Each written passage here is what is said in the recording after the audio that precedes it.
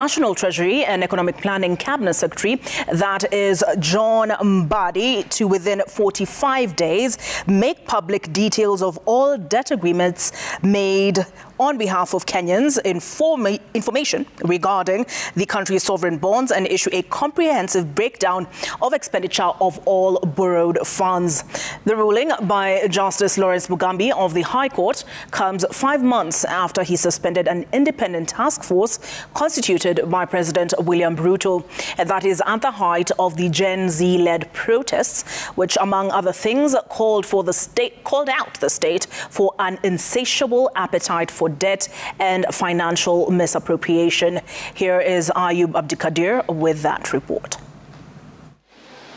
The court's decision ended a 2-year battle and is expected to unearth details of the murky preoccupation with borrowing that has become Kenya's begging culture.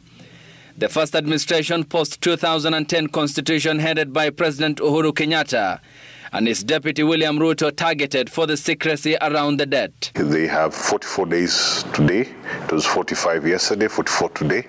If they fail to comply, we will be holding somebody in contempt of court and let them defy court again. We will take the Masangeli way. The Institute of Social Accountability under its then national coordinator Wanjero Gekonyo and the Kenya Human Rights Commission moved to court in a process that listed then National Treasury Cabinet Secretary Ukur Yatani and Attorney General Paul Kihara Kariuki as respondents. In mounting a robust defense, Treasury through then Principal Secretary Julius Moya averred that information relating to sovereign bond agreements will be a breach of privacy of the individual investor, much to the dissatisfaction of the petitioners. We certainly don't know who authorizes this and where the money borrowed goes. Yet year in, year out, Kenyans continue to be burdened by all this money borrowed and the bonds executed in the name of the Republic. In its decision, the High Court declared failure to provide treaties, agreements or contracts signed between the Republic of Kenya or any other state or any other international financial institution will be a contradiction of the constitutional requirements on access to information under Article 35 of the Constitution. Justice Lawrence Mugambi also ruled that failure to provide information relating to sovereign bonds floated for and on behalf of Kenya in the past 9 years by the executive will be infringement on the principle of openness and financial accountability in matters of public finance.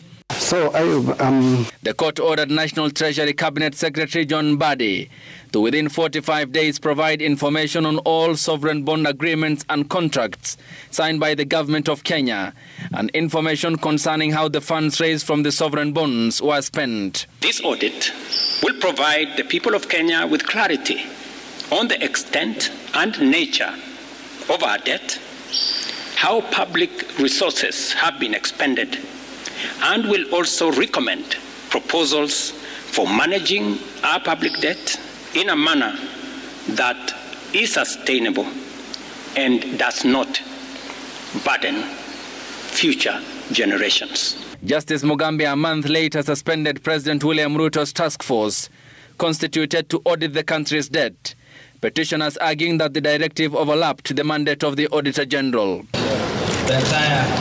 According to data from the Central Bank, Kenya's debt grew from 1.8 trillion in 2013 to 10.6 trillion in June 2024.